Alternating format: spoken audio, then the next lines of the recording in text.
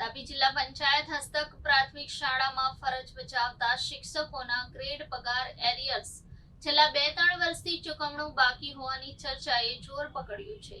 તાપી જિલ્લા મુખ્ય મથક વ્યારા તાલુકામાં જિલ્લા પંચાયત હસ્તકની પ્રાથમિક શાળાઓમાં ફરજ બજાવતા શિક્ષકોના ગ્રેડ પગાર 9, 20 અને 31 વર્ષે નોકરી દરમિયાન ગ્રેડ પગારમાં વધારો થતો હોય છે।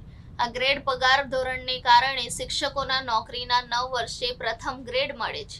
20 વર્ષ નોકરી બાદ એટલે કે 20 વર્ષ પૂર્ણ થાય પછી 20નો બીજો પગાર ગ્રેડ મળે છે।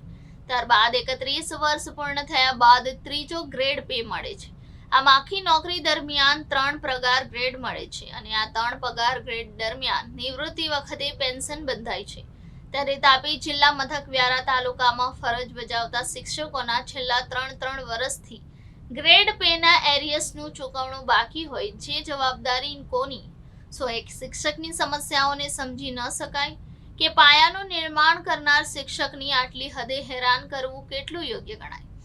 આ 3 વર્ષના એરિયર્સ બાકી હોય ત્યારે શિક્ષકોને એરિયર્સ સાથે વ્યાજ ચૂકવાશે કે કેમ, તેવા અનેક સવાલો થઈ રહ્યા છે। વ્યારા તાલુકા એજ્યુકેશન પ્રાઇમરી શિક્ષણ અધિકારીએ આ બાબત આજ દિન સુધી એરિયર્સથી શિક્ષકોને કેમ વંચિત રાખ્યા તે સમજાતું નથી। તાપી જિલ્લા પંચાયત હસ્તક ચાલતી પ્રાથમિક શાળાઓમાં ચૂંટાયેલ પ્રતિનિધિઓની ફરજ નથી બનતી, તેવા અનેક સવાલો ઊભા થઈ રહ્યા છે। સરકાર દર મહિને શિક્ષણ શાખાને પગાર ગ્રાન્ટ બિલ બન્યા બાદ જ ચૂકવણું કરે છે, તેમ એરિયર્સ બિલ પણ ચૂકવતી હોય છે।